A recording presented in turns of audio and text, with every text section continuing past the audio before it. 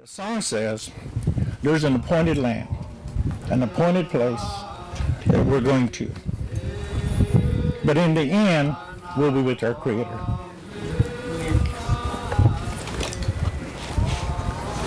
History records that with not only Muskogee Creek people, but all indigenous people of this land had periods of adversity. Through adversity, we gained strength, but as Muskogee people, we overcame these adversities. And you know, a battle may have been lost at this site 200 years ago, but as Muskogee people, we're still here.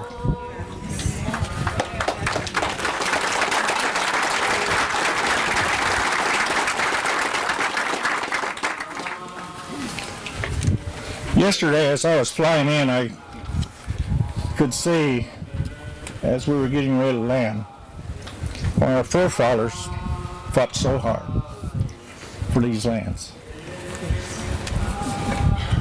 And I can see why the non-Indians fought even harder. But you know, as Muskogee people, because of who we are today, the ashes, the fires of our traditional people at our ceremonial grounds is strong as ever. Our churches, where many of our songs that we sing in those tabernacles are sung with pride, and those songs are stronger than ever. It is said that it's Muskogee, whether we come from our ceremonial grounds or traditional churches, but as one, there's no other nations in this country that can say with pride that we certainly have overcame. It's also stated that as Muskogee people, we're very strong spiritual people. As we're getting ready for our season with our ceremonial grounds, as our churches get ready for their summer season, you see a parallel there that was brought to Oklahoma from our motherlands here. I don't believe that we'll ever lose those. We will never lose the tradition and culture that's been handed down through generations. And as we look back to today, I truly believe that as I stand before you, the spirit of those red sticks stand with me. As I stand before you today, the spirit of those who fought so hard stand with me today. Earlier when that wind blew up, I leaned over to the speaker and I said, "Speaker, their spirits are still here."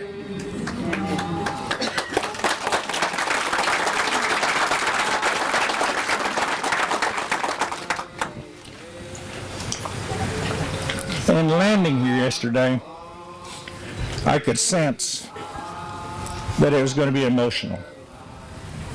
It wasn't too long ago when we held a meeting at one of our ceremonial grounds and we talked about this trip and what the importance was and how we should be coming back to this land to not only honor and pay homage to those that lived here, but to show people that we are still here. And that's what we're doing. It gives me a great deal of pride to see our people being as one. When I see those buses rolling down the highway with that great big seal on each side of those buses, I know that people are taking notice. That at some point in time, when you and I as Indian people weren't supposed to be here, we're showing them we're still here and we're prospering.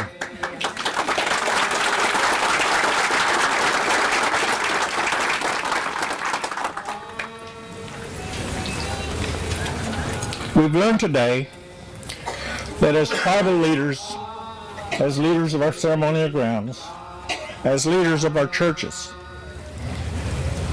that if we can depend on the wisdom and the guidance of the Creator, that all things work out. Our old ones used to say, if you will do things and say things from the heart, it's always good. And I see that today. And I believe it was on somebody's heart that we need to do this. 200 years ago, who would have thought that we as Muskogee would be coming back here and not celebrating? The celebration should be that as Muskogee people, we're still here. That we pay homage to those that allows us, those of us that serve in some capacity with our tribal government, to pay homage to them and to thank them, because they set the foundation for us to be where we're at as Muskogee Creek Nation. And I believe that's important. I believe God, our Creator, whether you come from ceremonial grounds or churches, still has a hand on what we do as a nation. Not only Muskogee Creek Nation, but the United States of America as well.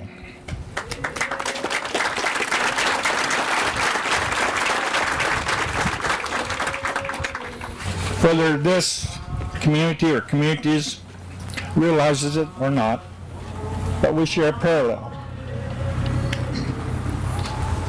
As Indian people, we don't see land as something that can be bought, can be sold.